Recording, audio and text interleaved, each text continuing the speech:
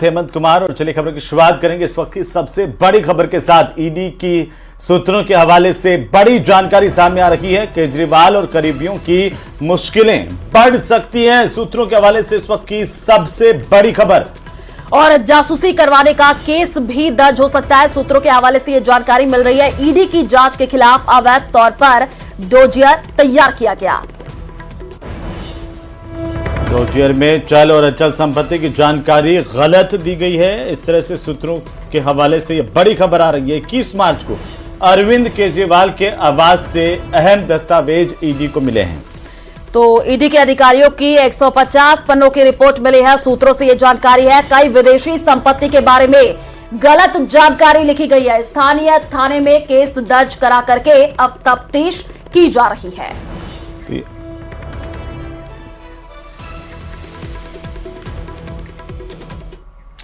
तो क्या दिल्ली के सीएम अरविंद केजरीवाल जेल में बैठ करके सरकार चला सकते हैं? क्या देश का संविधान किसी मुख्यमंत्री को जेल से सरकार चलाने की इजाजत देता है?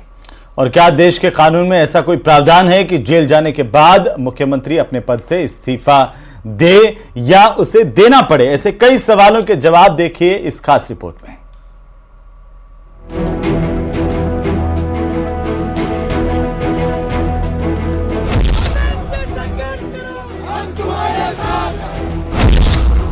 पिछले 2 महीने में 2 सिटिंग सीएम गिरफ्तार हो चुके हैं। हेमंत सोरेन ने गिरफ्तारी से ठीक पहले झारखंड के सीएम पद से इस्तीफा दे दिया था, लेकिन अरविंद केजरीवाल ने गिरफ्तारी के बाद भी दिल्ली के सीएम पद से इस्तीफा नहीं दिया।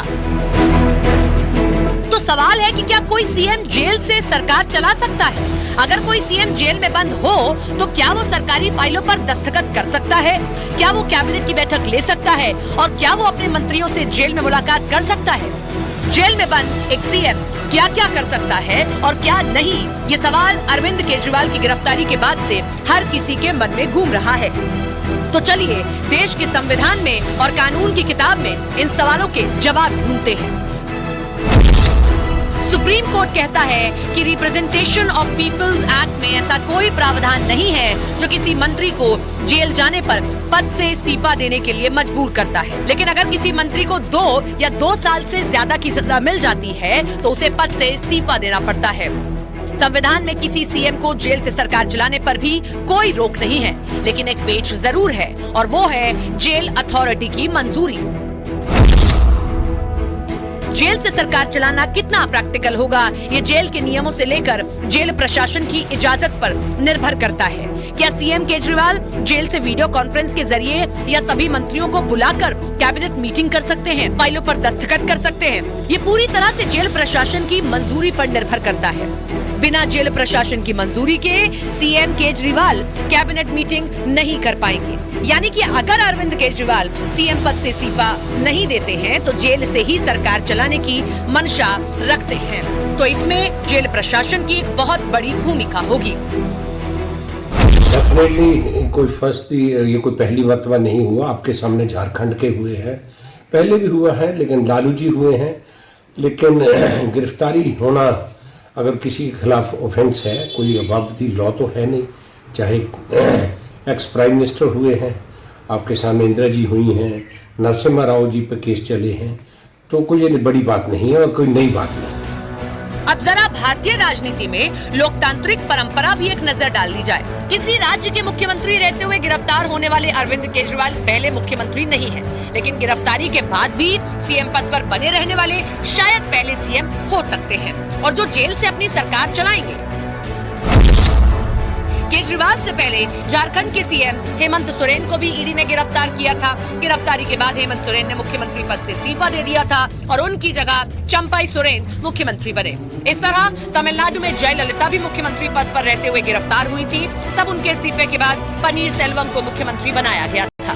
बिहार में लालू प्रसाद यादव ने गिरफ्तार होने के बाद सीएम पद से इस्तीफा दिया, जिनकी जगह राबड़ी देवी को मुख्यमंत्री बनाया गया था। यानी कि कानून बाध्यता न होने पर भी राजनीतिक नैतिकता और परंपरा की लाज रखते हुए इन नेताओं ने सीएम का पद छोड़ दिया। लेकिन अरविंद केजरीवाल शायद ऐसा न करें और भारतीय राजनीति में एक नई रवायत शुरू करें, जेल से सरकार चलाने की रवायत।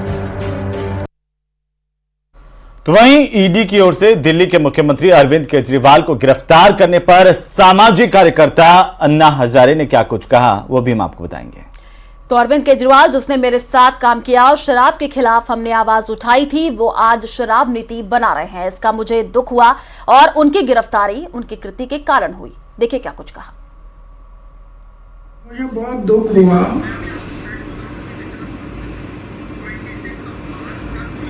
कि अरविंद केजरीवाल जैसे आदमी जो मेरे साथ काम करता था,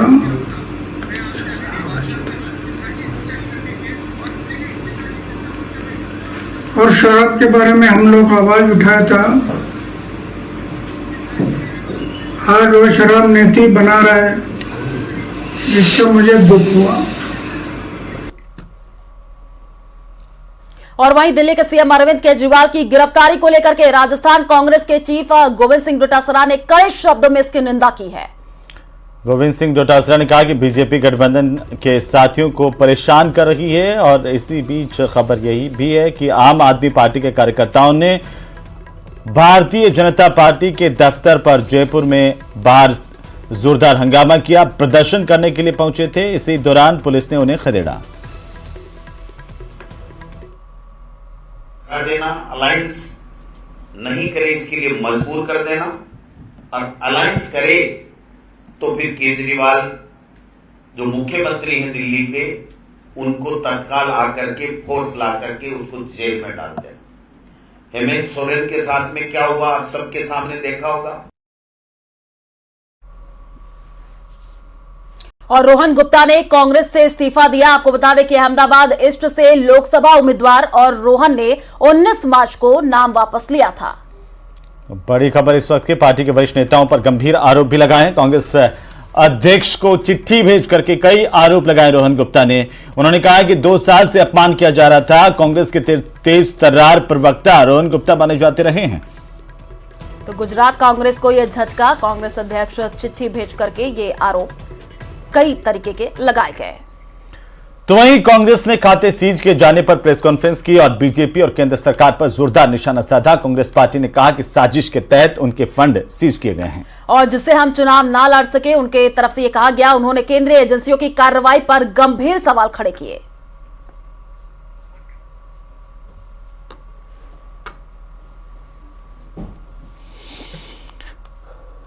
बैंक अकाउंट सील कर दिए कांग्रेस पार्टी की, नेशनल पार्टी की, और बिना कोई कारण के।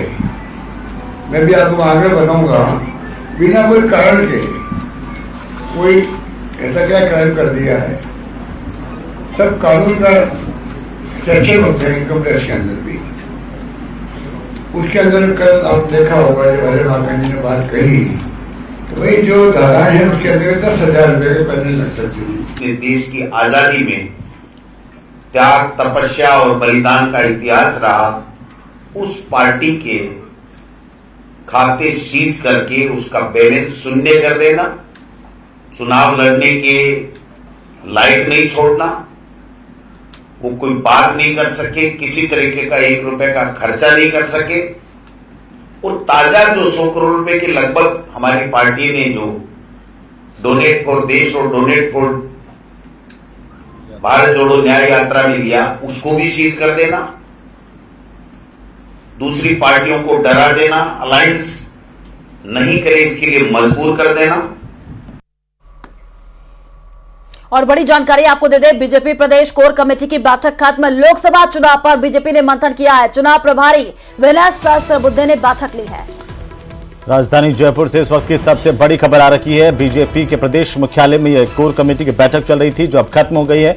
सह प्रभारी प्रवेश वर्मा भी इस बैठक में मौजूद रहे, तो साथ ही साथ प्रभारी की मौजूदगी इस बैठक के दौरान निश्चित रूप से पार्टी का टारगेट है 370 जीतना और बड़े लक्ष्य के साथ जीतना है, उसी की चर्चा स्वाभाविक है।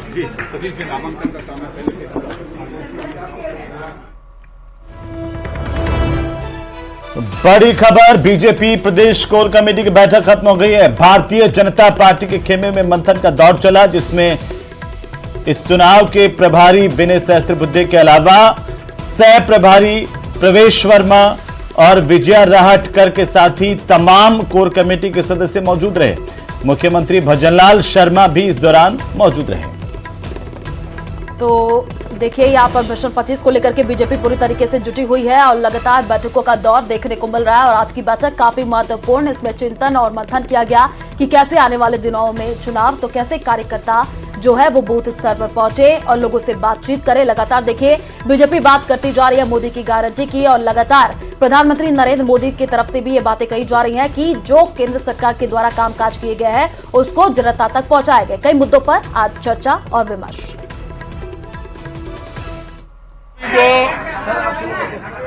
होली की बहुत बहुत बहुत बहुत ढेर सारी शुभकामनाएं।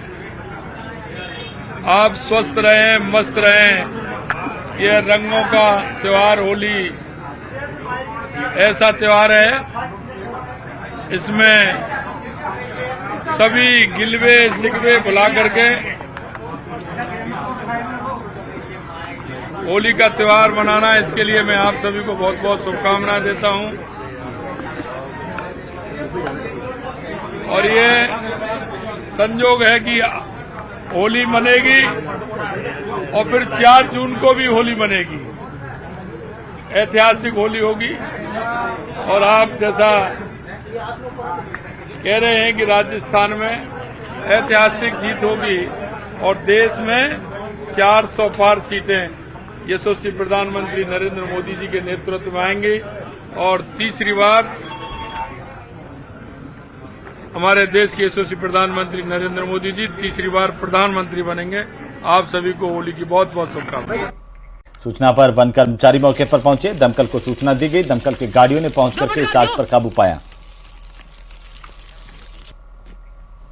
और केंद्रीय जल शक्ति मंत्री भाजपा प्रत्याशी गजेंद्र सिंह शेखावत दौरे के दूसरे दिन पोखरण शहर के प्राचीन गणेश मंदिर में पूजा अर्चना करके जनसंपर्क अभियान का विधिवत उन्होंने आगाज किया। तो मंत्री गजेंद्र सिंह शेखावत के साथ राज्य मंत्री जसवंत सिंह बिश्नोई, महंत प्रतापपुरी, पालिका अध्यक्ष मनीष पुरोहित और गणेश मंदिर से बाजार होते हुए सैन धर्मशाला पहुंचे तमाम लोग। जगह जगह व्यापारियों की ओर से इनका जोरदार स्वागत किया गया। सैन धर्मशाला में लोकसभा चुनाव कार्यालय का उद्घाटन किया गया।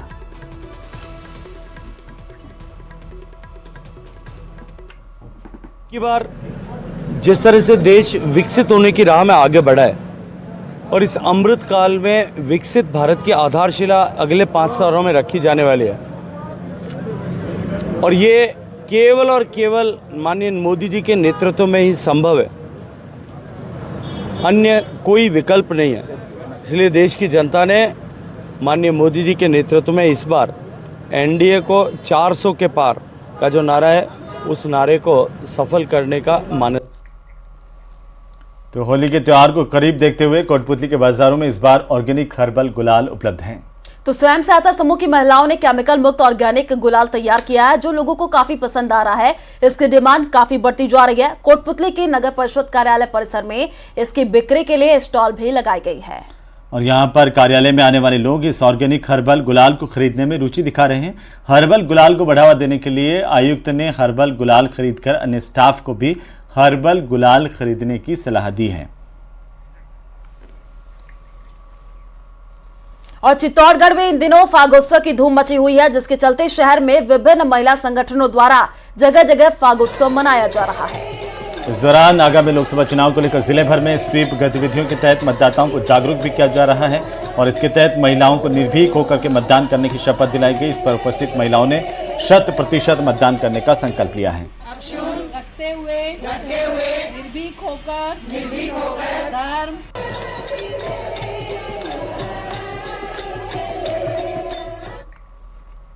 प्रधानमंत्री नरेंद्र मोदी भूटान की 2 दिवसीय राजकीय यात्रा पर हैं। भूटान पहुंचे प्रधानमंत्री का यहां पर जोरदार स्वागत किया गया और वहां के लोगों ने पीएम मोदी का बड़ी गर्मजोशी से वेलकम किया और मोदी मोदी के नारे भी लगाए गए।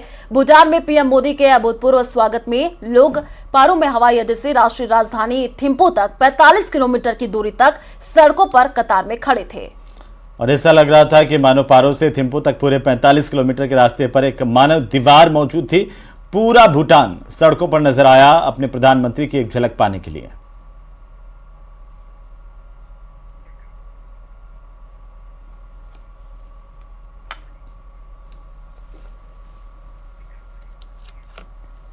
और चलिए फिलहाल इस बुलेटिन में इतना ही। हम दोनों को दीजिए इजाजत। नमस्कार।